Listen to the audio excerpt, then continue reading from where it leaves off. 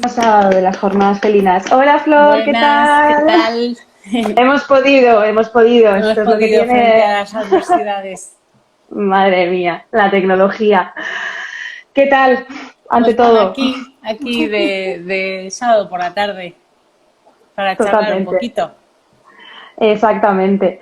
Bueno, voy a presentarte un poco para los pocos que no te conozcan. Si es que hay alguien que no te conoce, si es que hay alguien que no te conoce, te voy a presentar un poquitito y luego ya pues iremos un poco a que nos cuentes, que yo tengo muchas ganas de lo que tengas que contar hoy, la verdad, que seguro que aprendo un montón. Bueno, ella es Flor, Flor de Sal, no sé si lo digo bien, ¿vale? Siempre es una Sí. cosa que sí, sí, bien, bien, bien, que esto hay que aprender. Y bueno, sobra presentarla, actualmente está trabajando en el centro, bueno, el Hospital Veterinario Gatos, ¿vale? Aquí en Madrid, lleva muchos años, no solamente trabajando en gatos, sino muchos años dedicándose a la medicina felina y concretamente al área de neurología.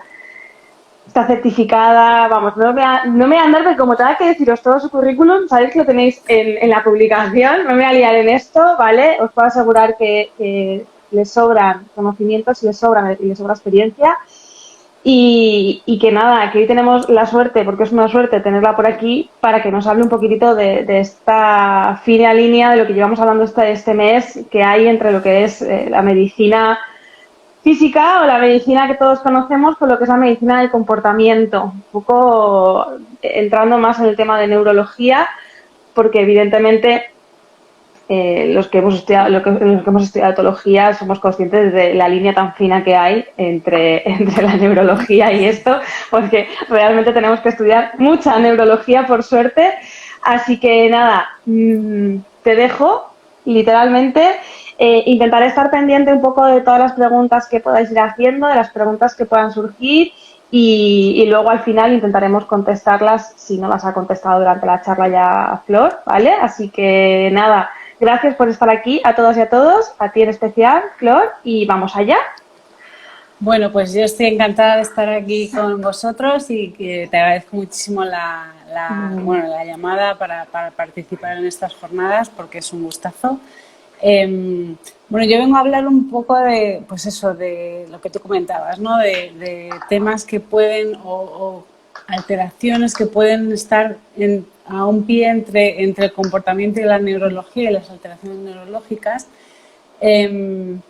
Sí que, bueno, como es neurología, a lo mejor lo que voy a contar yo hoy es un poco más técnico que lo que han comentado mis compañeras en las jornadas anteriores, pero bueno, voy a intentar hacerlo un poco para todos los públicos bueno, que nos sirva a todos, ¿vale?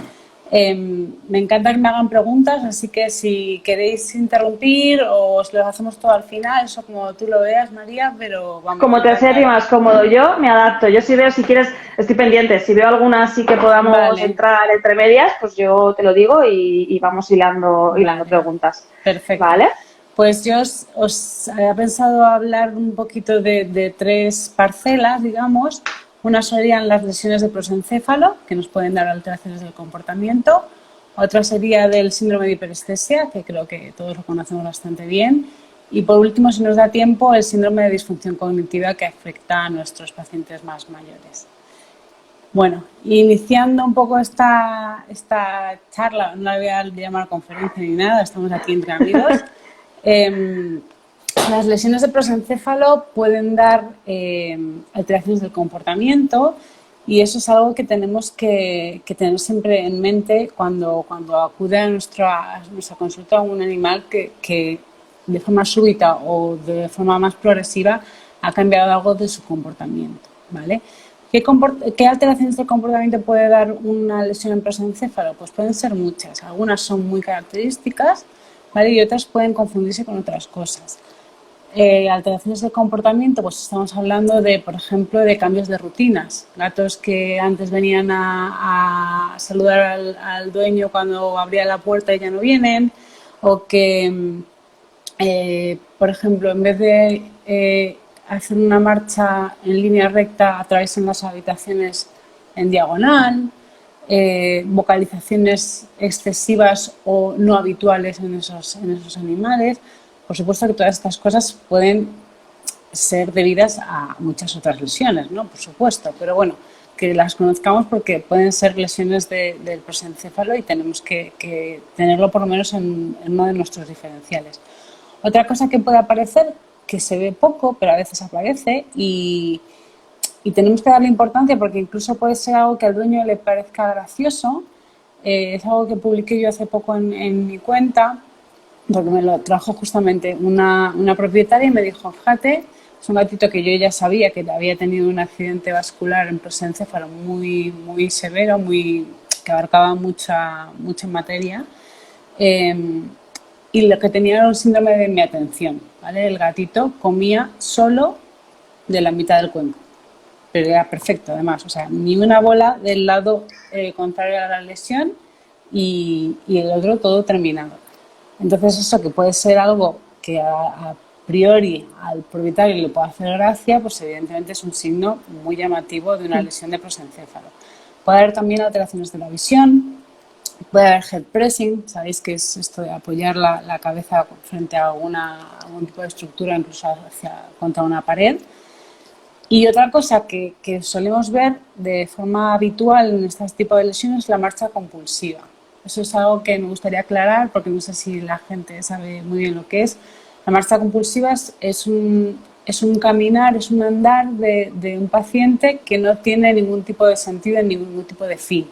O sea, el animal deambula prácticamente sin parar, sin tener un motivo aparente. O sea, no va a comer, no va a la bandeja, no va a darse un paseo, está caminando sin sentido. Y eso es un ejemplo muy, muy claro, un signo muy claro de una lesión de prosencéfalo, ¿vale? Una lesión de corteza cerebral. Y luego pueden aparecer, por supuesto, acompañando cualquiera de estos signos, convulsiones, ¿vale? Sabemos que las convulsiones se generan fundamentalmente en la zona del prosencéfalo, así que si tenemos un animal que tiene alteraciones del comportamiento y además ha tenido algún episodio compatible con una convulsión, pues ya nos está llevando casi de forma muy clara a dónde podría estar el problema de nuestro paciente, ¿no?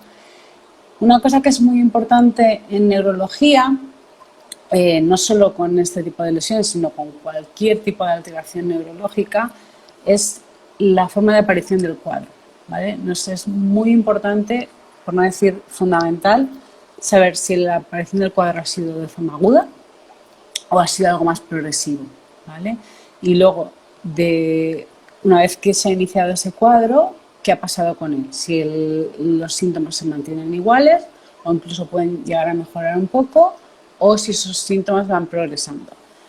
¿Por qué? ¿Por qué es tan importante todo esto? Pues porque nos va a acotar mucho la lista de diferenciales que tenemos, ¿vale?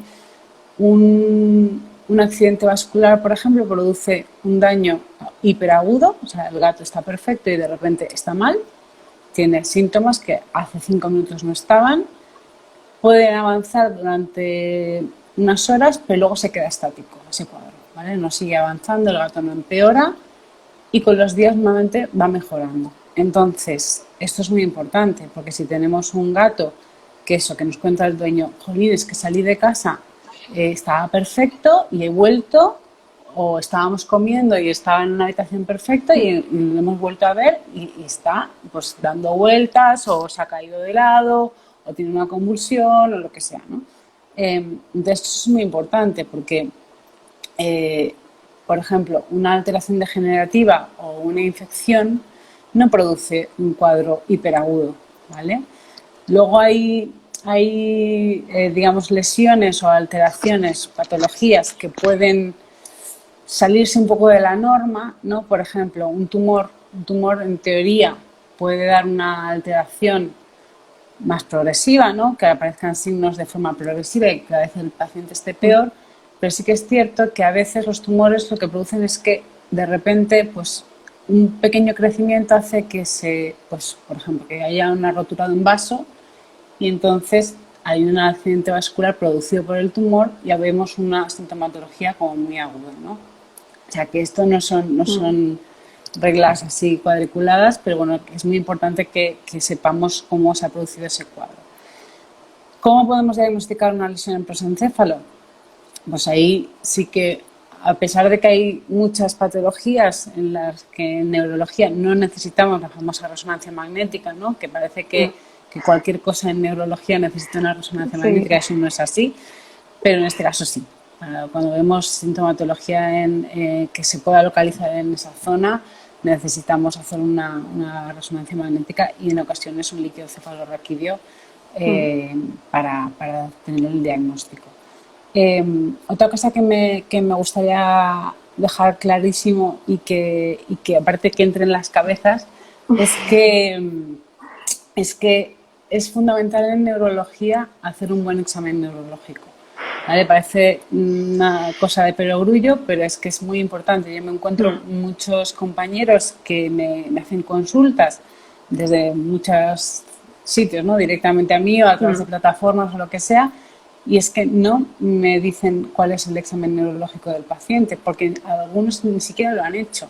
Entonces eso es una pena porque el examen neurológico es el primer método diagnóstico que tenemos en veterinaria, o sea, y en humana pasa lo mismo. Sí. O sea, si yo no hago un buen examen neurológico, ¿cómo voy a saber dónde está localizado el problema? Si ese problema es focal o es difuso, no lo sé, no tengo información que podría haber obtenido fácilmente. Es cierto que los gatos a lo mejor es un poquito más complicado, ¿no? Hacer un examen neurológico que en un perro, pero tampoco es tan difícil, ¿eh? Yo veo todos los pacientes de neurología que pasan por el hospital y, bueno, prácticamente siempre consigo hacer un examen neurológico bastante completo. Así que, bueno, hay excepciones como todo, pero que no nos parezca una misión imposible hacer un examen neurológico a un gato. Simplemente hay que tener un poquito más de paciencia, a lo mejor, un poquito más de tiempo para hacerlo de forma pausada, hacer una parte, a lo mejor hacer los pares craneales, dejarle descansar al gato un poco, hacer los reflejos espinales, dejarles, ¿no? O sea, es un poco de, bueno, lo que hacemos siempre con los pacientes felinos, ¿no? De tener un poco más de empatía con Poco a ellos y poco. dejarles sus tempos. Poco a poco. Un Exactamente. poquito poco a poco y tiempo a tiempo. Yo no sé si te ha pasado, esto ya es una percepción muy personal, de que es que muchas veces a nivel en medicina general, ya no en medicina de especialidad, pero en medicina general, que muchas veces el examen neurológico que yo he llegado a ver hacer era algo parecido entre una exploración general y pero muchas veces no tenemos como igual no lo hacemos de manera tan sistemática en la consulta diaria, no lo tenemos tan sistematizado el hacerlo y el hacerlo completo, es decir, o sea, lo que decías, mirar pares penales, mirar reflejos, mirar absolutamente todo. Y yo creo que muchas veces es esta falta de rigurosidad de que no hay práctica igual en medicina general en hacer un buen examen neurológico, que el momento en el que te llega un paciente con síntomas neurológicos, igual no tienes ese bagaje a la hora de... Puede ser desde luego. Y bueno, yo lo que haría es animar a los colegas a que lo revisen, a que lo recuerden, ¿no?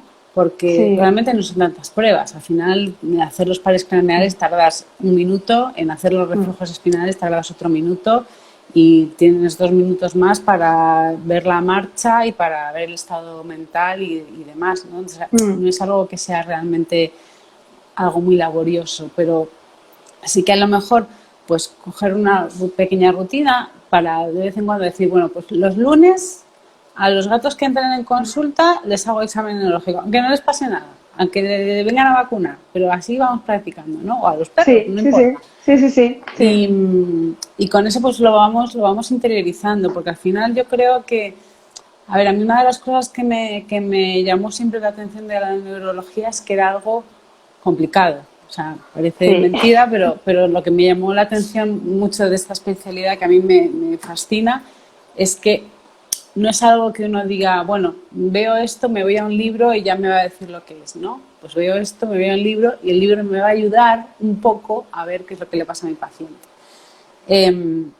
Entonces eso, recordar que realmente el examen neurológico es gratis, al gato no le hace daño y encima nos dan información valiosísima. Entonces que lo tengamos siempre en la cabeza y cuando veamos sobre todo que un gato tiene alguna alteración que podría tener un origen neurológico, que le hagamos el examen lo más completo posible. Yo entiendo que hay veces que los gatos no se dejan y que esta es una prueba que evidentemente no se puede hacer con el animal sedado, ¿no? Nosotros trabajamos en el hospital para prácticamente todo, menos las vacunas y poco más, sedamos a los pacientes, sobre todo para minimizar el estrés. Ya no es una cosa de lo bien o mal o peor o regular que se porten ellos en consulta, sino para ahorrarles una experiencia a lo mejor más que les pueda dar miedo o que lo pasen mal, ¿no? Pero claro, el examen neurológico con el animal sedado lo perdemos. Entonces, pues bueno, ir acostumbrándonos a hacerlo de esa forma, o sea, siempre completo y sistemático.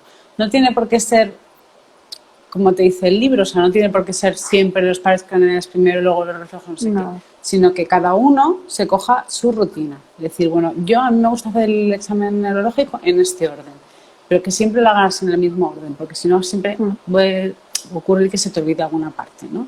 Entonces, si tú quieres empezar por los reflejos espinales porque te apetece o porque te gusta más, pues muy bien, pero siempre empiezas por los reflejos espinales, ¿no? Entonces, bueno, con las lesiones de prosencéfalo, que es, digamos, he querido empezar por ahí porque es lo que me parece un poco más áspero. Las otras dos partes que las que voy a tratar, creo que está más extendido el conocimiento de estos síndromes, pero las lesiones de prosencéfalo son una alteración muy de neurología y bueno, quería comentaros un poquito eso, sobre todo también el concepto de la marcha compulsiva, de las alteraciones del comportamiento en cuestión de la marcha, de las rutinas del día a día, de cómo se comportan con el propietario, ¿no? Hay veces que hay gatos que de repente pues el comportamiento con el propietario cambia y solo si cambia hacia peor asumimos que incluso a veces pues que no se encuentran bien o que pueden tener dolor, como comentaba Belén hace unos 15 días, pero puede haber otras cosas. O sea, hay veces que de repente el animal no es que esté enfadado con el dueño, esté más irascible, sino que evita el contacto, por ejemplo, ¿no? Ya no se relaciona con el propietario, ¿no? Y eso puede ser otro de los signos de lesiones en prosencéfalo. Así que bueno, ya hemos pasado esa parte que era así un poco más difícil de digerir. Y, ¿Qué va? y me voy a poner con el síndrome de hiperestesia. Esto ya, pues eso, yo creo que todos los que nos dedicamos a veterinaria de pequeños animales, por lo menos tenemos el concepto un poco, lo tenemos ahí en la cabeza. Pero bueno, quería dar algunas pinceladas para dejar todo un poco bien atado para que no sea una especie de cajón desastre, ¿no? Porque al final los síndromes tienen ese problema, ¿no? Que como son síndromes y no son patologías concretas, pues al final es como un batiburrillo de información y que uno no sabe muy bien qué es lo que hay ahí dentro. Entonces, bueno, el síndrome de hiperestesia se aparece en gatos de cualquier edad, pero normalmente son gatos jóvenes, de 1 a 5 años más o menos. Y bueno, los signos clínicos los conocéis todos, son el lamido excesivo compulsivo, el rolling screen syndrome, que sabéis que es esto de que que tienen como espasmos en la espalda, ¿vale? Que se les mueve la piel, que a veces tienen vocalizaciones excesivas o anormales y que corren, ¿no? Entonces el cuadro más típico de un gato con síndrome de hiperestesia está aparentemente tranquilo, de repente se empieza a morder una pata o el costado, le da el rolling screen syndrome y sale corriendo. Ese es el cuadro característico de un gato con síndrome de hiperestesia. ¿Qué pasa con este síndrome? Pues que puede estar producido por un montón de cosas, pero un montón de cosas.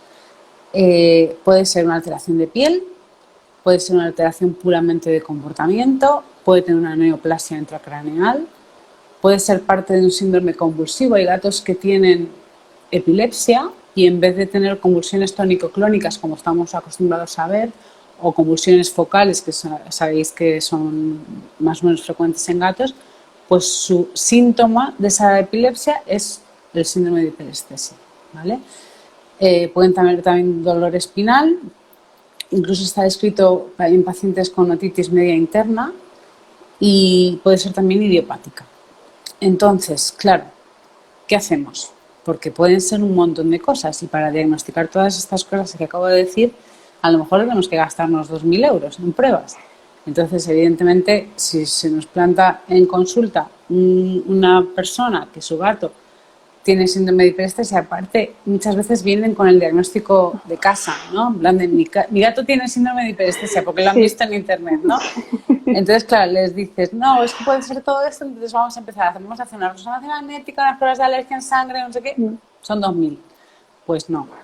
Entonces, lo que tenemos que hacer es una buena exploración general e intentar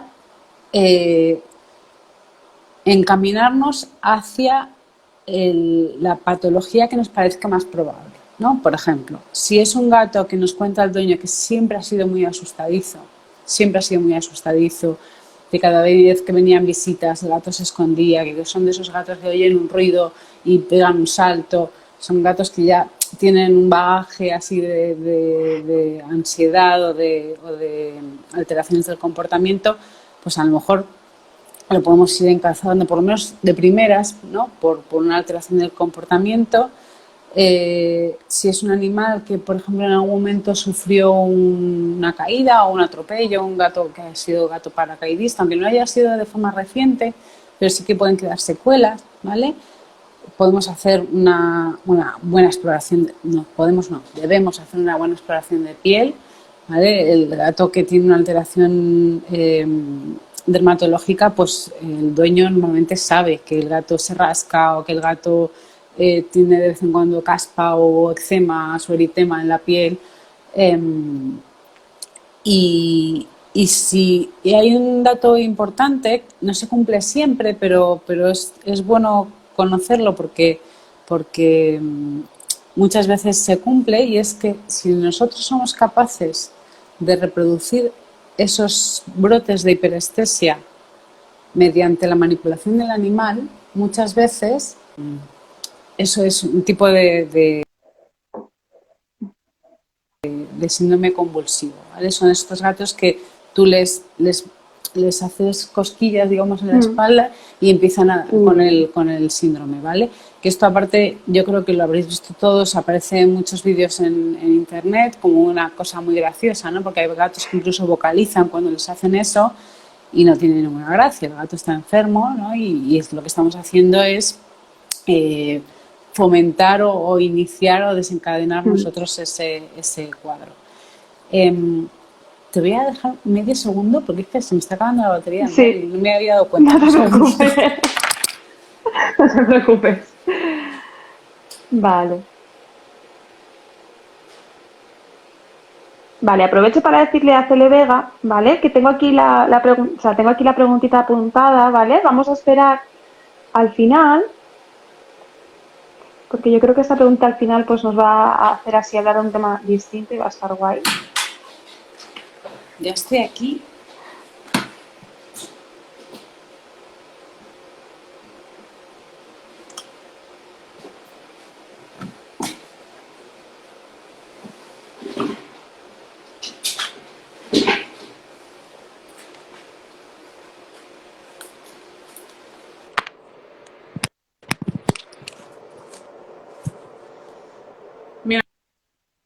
¿Veis? Porque ahora con esto del perfectamente. iPhone todo entra por el mismo agujero, perdón. O cascos o cargar. Exactamente, así que, pero me oís, ¿no? Sí, se te oye, no te preocupes. Estupendo. Pues, todo perfecto. Como estaba diciendo, que realmente tenemos que ir intentando encaminar el diagnóstico o las pruebas diagnósticas a nuestro paciente concreto, ¿vale? Entonces, ¿cuál es el tratamiento del síndrome de hiperestesia? Que es muy importante, ¿no? Bueno, ya sabemos a qué está obedeciendo. Si es un síndrome convulsivo, si es una alteración dermatológica, qué es lo que está ocurriendo. Bueno, lo primero y principal es, cuando tengamos el diagnóstico, tratar la causa primaria, ¿no? Si tiene una alteración de piel, pues tratar esa alergia o lo que tenga. Si es un dolor espinal, pues darle analgésicos. Si es una otitis media interna, por ejemplo, pues hacer lo que haya que hacer. Si hay que hacer una osteotomía de bullas o lo que sea necesario. Y luego hay una serie de fármacos que nos ayudan al tratamiento del propio síndrome de hiperestesia, que son al final un conjunto de signos, ¿no? Se han hecho muchos estudios porque se han probado muchísimos fármacos y se ha visto que el fármaco que mejor funciona en el síndrome de hiperestesia es la gabapentina. La gabapentina a veces sola o a veces conjugada o complementada con otros fármacos que pueden ser pues, la clomipramina o la prednisolona o bueno, la fluoxetina también se puede intentar meter ahí. Pero sobre todo los fármacos y las combinaciones de fármacos siempre se ha visto que las que mejor funcionan son las que llevan gabapentina en esa combinación. Y otra cosa que tenemos que tener clara, tanto nosotros como los propietarios, es que el síndrome de hiperestesia primero es un conjunto de signos y segundo, y esto es fundamental, y es que es una enfermedad crónica, ¿vale? Es una enfermedad que normalmente no se consigue controlar del todo, ¿vale? Que no hay que frustrarse, es igual que cuando tenemos un paciente epiléptico, el paciente epiléptico va a seguir teniendo convulsiones el resto de su vida muy probablemente. Lo que pretendemos en esos casos es que tengan pocos ataques y de poca intensidad, pues en esto es lo mismo. O sea, lo que vamos a pretender con el tratamiento del síndrome de hiperestesia es que el gato esté lo mejor posible. Pero tenemos que decírselo al propietario porque si no, claro, o sea, si ven que el gato no deja de tener ese comportamiento, va a decir, esto no funciona. Y no es así, es que realmente es una patología crónica, es una patología que normalmente no se cura, sino que el animal aprende a convivir con esa patología, el dueño también, que es muy importante, y lo que está en nuestra mano realmente es minimizar todo eso para que el paciente esté lo mejor posible. Bueno, vale.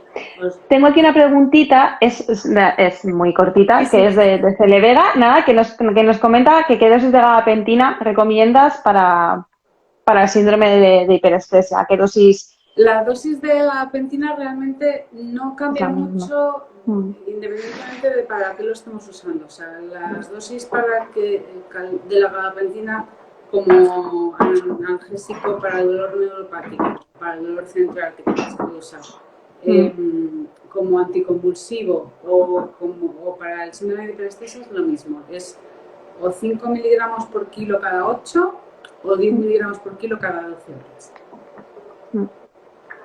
Vale. También lo podéis usar, bueno, si queréis os cuento así de un apunte. La gabapentina se ha usado también para antes de procedimientos quirúrgicos especialmente dolorosos. Se puede dar una dosis de 100 miligramos por gato, 12 horas antes de la intervención, y otra dosis, lo mismo, de 100 miligramos por gato, unas 2 horas antes de la intervención, ¿vale? Eso, por supuesto, el anestesista lo tiene que saber, o sea, si lo prescribís al luego, al compañero, ¿no? Pero funciona muy bien, se controla muy bien el dolor postoperatorio, es una pasada. Vale. Así que usadlo. Anotamos. Porque va a funcionar. Sí. Y bueno, entonces, si ya hemos comentado el síndrome de hiperestesia, voy a pasar al síndrome de disfunción cognitiva. También sabéis que es un síndrome que se produce en gatos senior, en gatos mayores, y es por una alteración degenerativa de las neuronas del cerebro. Pasa lo mismo en humanos, o sea, no es como el Alzheimer, es como una degeneración senil de las neuronas y bueno, se produce en algunos gatos, pero yo creo que es más común de lo que nos parece. O sea, es cierto que no todos los gatos tienen un signo así muy evidente de que se queden perdidos o de que maullen por el pasillo, ¿no? Que eso es lo más llamativo, lo más característico de este síndrome, pero que los gatos se muevan menos, pues muchas veces asumimos, incluso los veterinarios, que es porque tienen artrosis, y a veces no es por artrosis, es porque realmente como que su espacio se vuelve, o sea, el exceso de espacio o las casas de los gatos, su territorio se vuelve demasiado grande para que ellos lo puedan controlar. Entonces, bueno, ahora vamos a hablar del tratamiento y de cómo se puede modificar el ambiente para ayudar a estos gatos, pero que muchas veces eso no es una cuestión de ver unos signos clarísimos de síndrome de disfunción cognitiva, sino que hay cosas más leves que pueden deberse a eso también, ¿no? El diagnóstico se hace por descarte, pero bueno, antes de hablar del diagnóstico, os quiero comentar un poquito los signos que podemos ver. No todos los gatos van a tener todos, por supuesto, igual que en el síndrome de hiperestesia, no todos los gatos tienen todos los signos, pero bueno, son signos que tenemos que ver por lo menos algunos de ellos.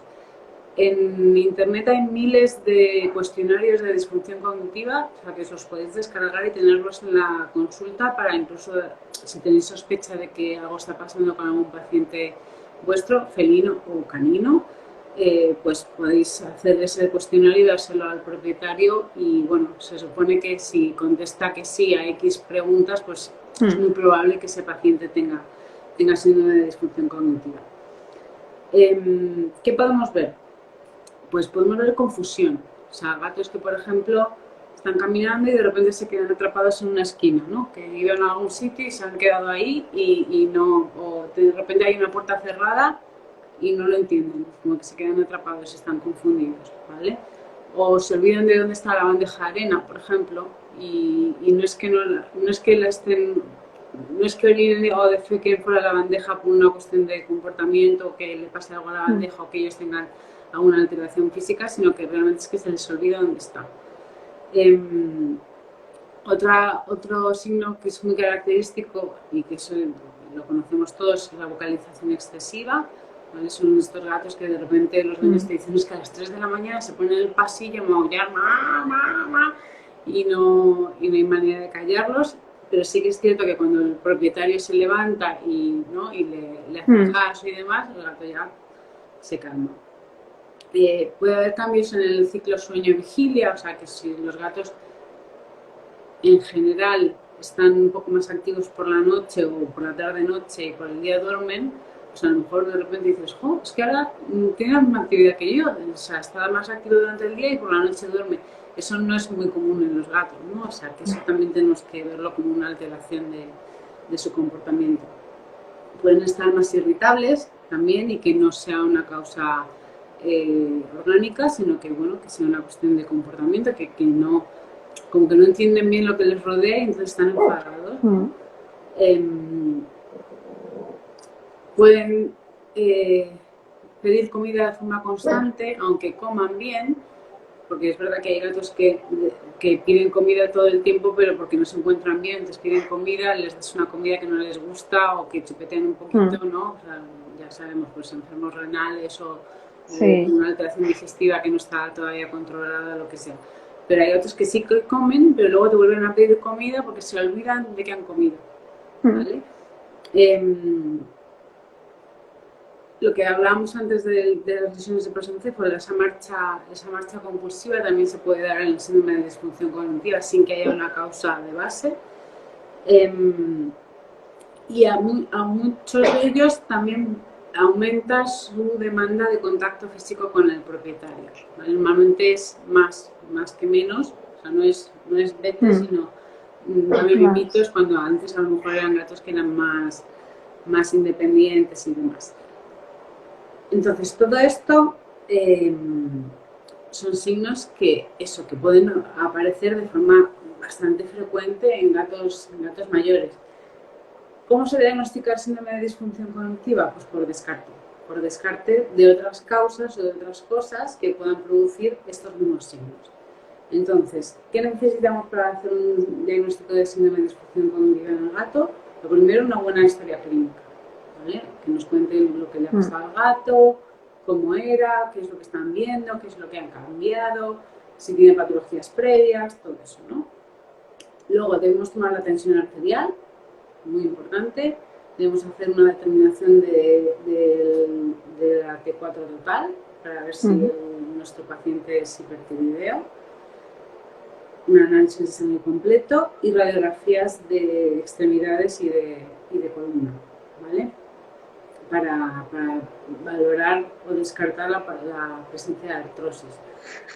El tratamiento, no hay nada específico realmente. O sea, el tratamiento del síndrome de disfunción cognitiva es un poco es multimodal, ¿no?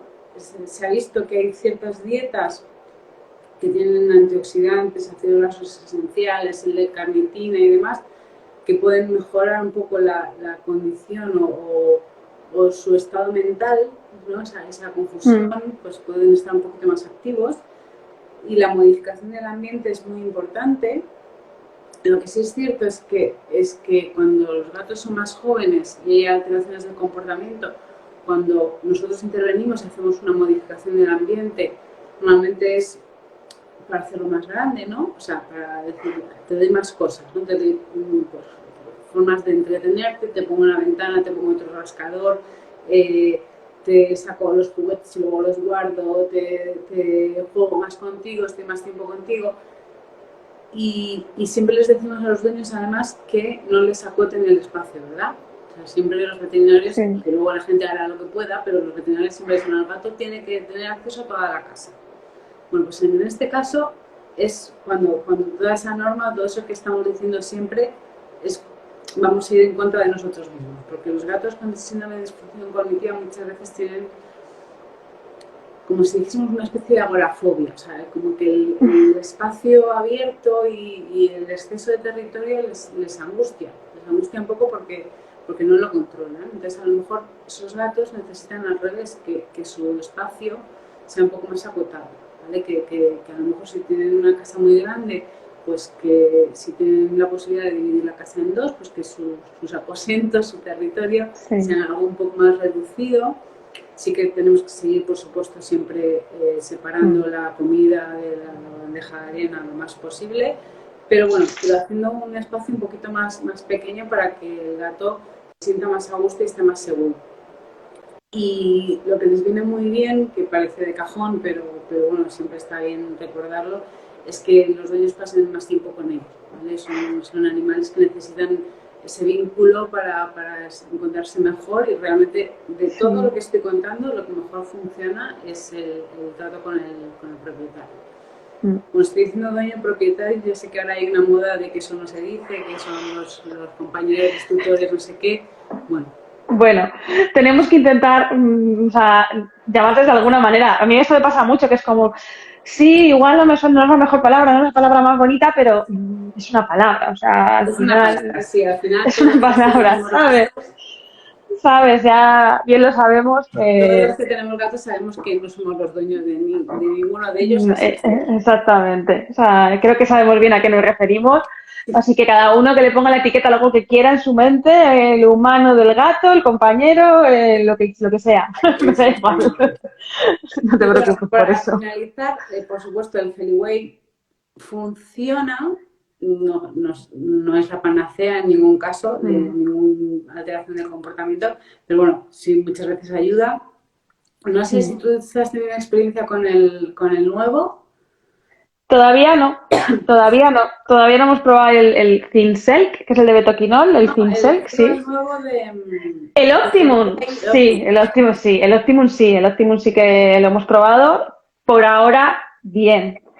Por ahora, bien. Lo hemos puesto en consulta, de hecho, nosotros lo tenemos puesto en consulta porque nos llegó muestra y dijimos, venga, vamos a probarlo nosotros.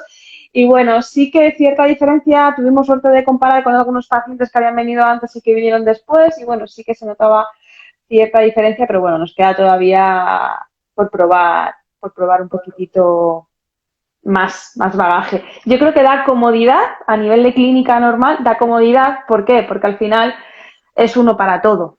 Entonces, no tienes que pensar si tienes conflicto entre los gatos o no lo tienes, si es solamente porque hay una cuestión, pues es el Optimum, como digo yo, el Robocop de Feliway, porque es como has cogido un poco de aquí, un poquito de aquí, un poquito de aquí, lo hemos juntado, hemos hecho una nueva feromona que vale, pues eso, un poquito se intenta abarcar más dentro de lo complejo que son el tema de las feromonas después, pero bueno, yo creo que es cómodo y por ahora, efecto menor, te diría que no. O sea, otra cosa ya, sí que todavía no he tenido ocasión de probarlo en estos casos en los que hay conflicto entre gatos del mismo hogar, Es que yo Todavía soy no. una defensora a ultranza del Feliboy Friends porque me salvó a mí la vida. O sea, yo me encontré, no, en serio, o sea, yo me encontré hace pues 4 años y pico. Yo tenía 3 gatos y un bebé recién nacido y de repente mi gato mediano se puso a zurrar al mayor, pero de una cosa malísima. Hice todo, lo que sabemos, ¿no? Todo. Tenía el bebé en un brazo, la casa dividida en dos, me hice una puerta con malla, Sí, ya sabes, todo, ¿no? Y ya llegué a un punto que decía, o sea, voy a tener que regalar a este gato porque es que no puedo no hay hacer, manera. no puedo vivir así, ni ellos pueden vivir así. Y justo salió el Felipe Friends. Oye, lo puse, lo enchufé, Sí, sí. se acabó el problema. Pero de un día para otro. Y dije, bueno, esto es lo más, lo No más. sé cómo han hecho esto. Así que yo, No sé cómo han hecho esto. o sea, lo tengo ahí como en una especie De altar. Ya te digo, todavía no he tenido oportunidad de compararlo en casos de este tipo, porque ha sido un uso muy genérico por ahora lo que le hemos dado, pero bueno, hay que verlo, hay que verlo. La teoría y todo lo que lleva detrás de investigación pinta bien, pinta pinta bien. muy bien, pinta bien, pero bueno, hay que verlo en la práctica. Ahora lo que toca es enfrentarnos a ello, ponerlo y ver a ver qué encontramos, qué conseguimos y qué más se sigue estudiando de aquí en adelante ya con un efecto más genérico, más allá de todo el estudio que lleva, pero que lleva hecho pues en laboratorio al final, que no es un uso masivo como se va a hacer ahora. Claro. Así que a ver, Pues, esperemos que sea mínimo igual de bueno que el Felipe Friends. eso. Mínimo. Pues nada, y por último, ya para terminar, contaros con el síndrome de disfunción cognitiva, volvemos, que nos hemos ido ahí por las ramas, que hay básicamente 4 fármacos que se han probado en estos casos y es una cuestión de casi de valoración personal. No hay ningún estudio que avale que ninguno de estos que os voy a contar funciona, no hay ningún estudio. Sí que todos los neurólogos y todos los etólogos dicen, ay, pues a mí me va bien este, a mí me va mejor este otro, pero realmente no hay nada que digas, este es el tratamiento del síndrome de disfunción cognitiva. Se ha probado la seleginina por esto de la alteración de los ritmos circadianos y Sí. demás. La propentofilina, por decir, bueno, a lo mejor le doy un poquito más de ritmo a ese riego sanguíneo y Sí. consigo algo mejor. La clomipramina, en los casos en los que, sobre todo en los gatos, están como nerviosos, estos que tienen vocalizaciones y demás, o incluso la fluoxetina, pero ya os digo, o sea, el que más se usa así de forma generalizada es la seleginina, pero tampoco. O sea, yo creo que hace mucho más todo lo que hemos comentado antes de la modificación del Sí. ambiente y de la relación con el propietario y demás, que los fármacos de medicina convencional, digamos. Sí, totalmente sí. La experiencia personal, creo que, sobre todo en gatos, al final los fármacos que pones no es, o sea, no es por el síndrome en sí, no es por el tratamiento del síndrome, sino por tratar alguno de los síntomas que está apareciendo, alguno de los signos que está apareciendo. Como no en todos los gatos, como bien has dicho, se presenta de la misma manera, porque no todos presentan los mismos signos de síndrome de disfunción cognitiva, pues el tratamiento al final hay que literalmente ponérselo como un guante al caso en concreto y al gato que tienes delante. Si el gato te está dando signos de mucha ansiedad, de mucha irascibilidad, de algo así, entonces igual te tienes que ir más a hacer más uso de psicofármacos, ansiolíticos, de fluoxetina, etcétera. Pero si no, al final lo que pesa. Contestar, por si acaso no se puede conectar Flor de nuevo, porque no consigo dar con ella, yo creo que le ha debido de el móvil ha debido de decir adiós. Las podéis hacer en el mismo Instagram TV. Yo una vez que pasemos esto, ¿vale? Que finalice el directo, lo voy a colgar. Entonces, una vez que quede colgado, eh, podéis ahí hacer todas las preguntas que queráis. Que contestaremos encantadas. Bryce, lo que sea. Bien. Ya está aquí, muy bien. Ese grupo ahí animoso, que está pendiente.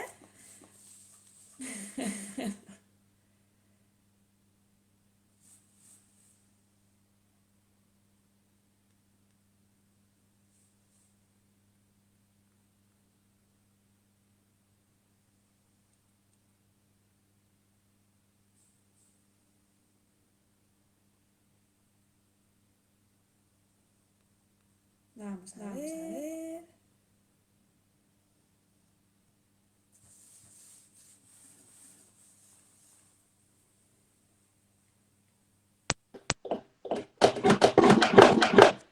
Aquí la tenemos. Aquí la tenemos. Bienvenida a la tecnología. Bueno, sí, no, yo pues como ya me la ha pasado todo lo posible, yo ya es como... un ratito que ahora vuelve. Claro, yo es que me ha pasado. A mí se me ha desconectado el móvil, me pasa de todo, de estas cosas, digo, todo lo que posible y me ha pasado. Entonces yo me estoy relajada siempre. Muy chill todo. Nada, que estaba comentando un poco ahí con el tema de síndrome cognitiva y estoy aquí esperando. Vale, bueno.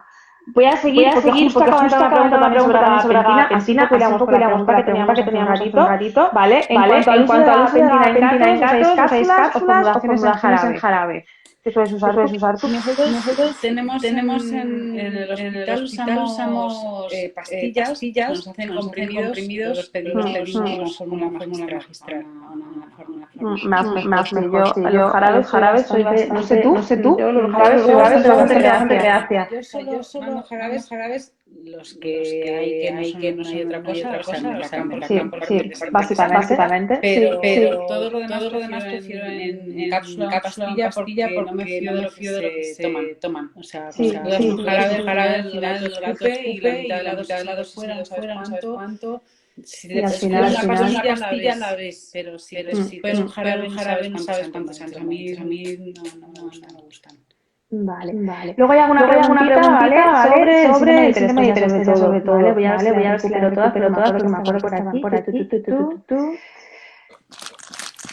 Vale, nos pregunta una compañera veterinaria en INVE.vet que si conseguimos controlar la causa primaria que causa el síndrome de hiperestesia, ¿es necesario también dar gabapentina? Normalmente sí, porque son animales que están realmente no se conoce al 100% se produce, ¿no? Entonces realmente es como la acidez hepática. Hay algo más en el paciente por el que está ocurriendo, ¿no? Porque no todos los con alteraciones de síndrome de hiperestesia, ni todos con alteraciones de comportamiento tienen síndrome de hiperestesia. Hay algo más en el paciente y eso es lo que tenemos que tratar. Sí, yo creo que es un poco lo interesante. Todavía nos queda mucho por averiguar y por estudiar, la verdad, sobre el síndrome de hiperestesia. Muchísimo. O sea, yo creo que muchísimo. Creo que no sabemos nada. No sabemos nada. Sabemos algo de tratamiento, pero realmente no sabemos nada. A nivel fisiológico, porque se produce. ¿Qué pasa? Sí. O sea, yo creo que... Y sin saber eso, pues literalmente como no saber nada. Claro. Hasta cierto punto das un poco palos de ciego, decir, bueno, pues intento hacer pues, lo que puedo con lo que voy encontrando, pero como no sabes bien el funcionamiento, el mecanismo de... Bueno, la fisiopatología al final de la enfermedad, pues es como... Claro, porque a mí me gusta siempre compararlo con la cistitis hepática, porque pasa a mí con la cistitis hepática estamos un poco más avanzados porque sabemos el mecanismo, pero no sabemos por qué nos los gatos y otros no, ¿no? O sea, sabemos que en la cistitis hepática, pues los gatos a veces tienen alteraciones en la glándula adrenal, pero no se sabe realmente por qué en esos gatos aparece la cistitis hepática. Y esto es lo mismo, porque un gato que tiene un arbolito tremendo y no le pasa nada, que a lo mejor tiene una alteración muy leve en piel, tiene un síndrome de hiperestesia brutal. Entonces hay algo que nos falta. Hay algo ahí que sí. Y ya por último una pregunta que he hecho más al principio, y ya terminamos. ¿Es posible que la acromegalia avanzada cambie el comportamiento de un gato solamente tratado con insulina? Hombre, es que la acromegalia no deja de ser un tumor, ¿no? O sea, al final tienes un tumor en la hipófisis, entonces desde luego eso puede producir el comportamiento, eso seguro. Eso seguro. Otra cosa ya es cuál es exactamente o... Claro.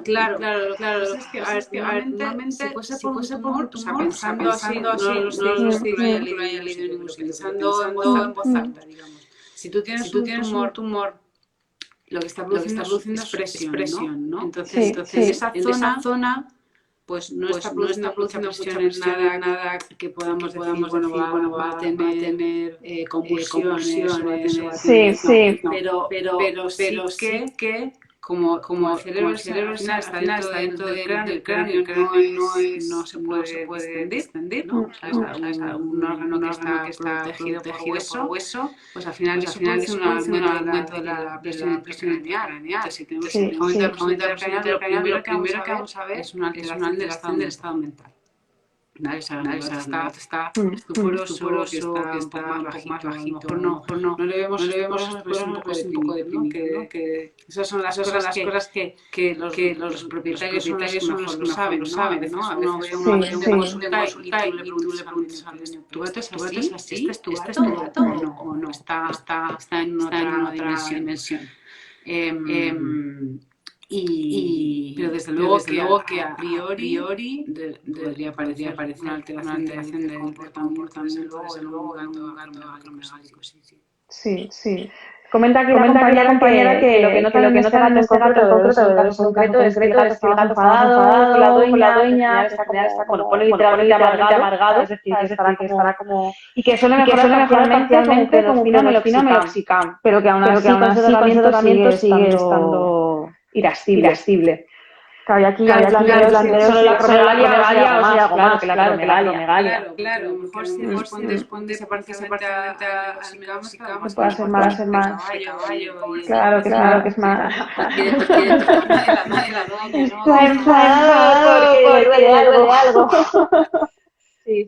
Eso es que muchas veces mirarlo bien.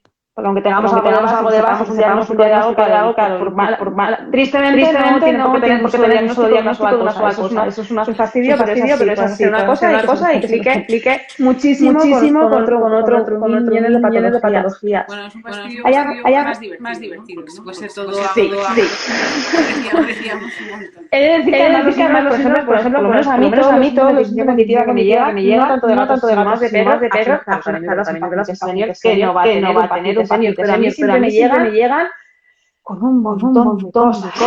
Que digo yo, a ver, ¿por dónde empezamos? ¿Sabes? Que van de consulta, digo, os voy a anotar esto, digo, las cosas que lleváis, lo que tenéis que dar, lo que hacer, digo, es tremendo, pero es muy divertido, porque luego tienes que... Muy divertido y muy confortante cuando consigues empezar a ver los resultados. Yo creo que además, normalmente igual a los resultados al día siguiente, pero cuando empiezas a ver la evolución a las semanas, en esos casos es como muy reconfortante. Y hay alguna pregunta más, pero no nos da tiempo porque se nos va a acabar el tiempo, que esto nos pone tiempo. ¿Vale? Y me da mucha rabia que se corte y no despedirnos ni nada. Así que nada, de nuevo, gracias, de verdad. Súper gracias. Exactamente, ya sabéis que va a quedar grabado. Si tenéis alguna pregunta, os podéis ir luego cuelgue, darme tiempo, colgarlo, pero unos minutos lo dejo colgado y podéis hacer alguna pregunta si tenéis que haya quedado del directo, la podéis hacer y intentaremos contestar, ¿vale? Entonces tranquilos por eso. Que intentaremos contestarlas, si veo que es súper neuro, que yo no controle nada, yo quieto y actor, para que ella nos diga que es la que más sabe de esto, pero bueno, que con las dudas, que todo lo que sea posible entender lo diremos, y nada, que tengáis un fin de semana todo, que queda de semana, que disfrutéis mucho, ¿vale? Eso, a disfrutar en todo lo que se pueda, cuidar mucho todos. Sí, por favor. Un besito a todos. Chao. Hasta luego.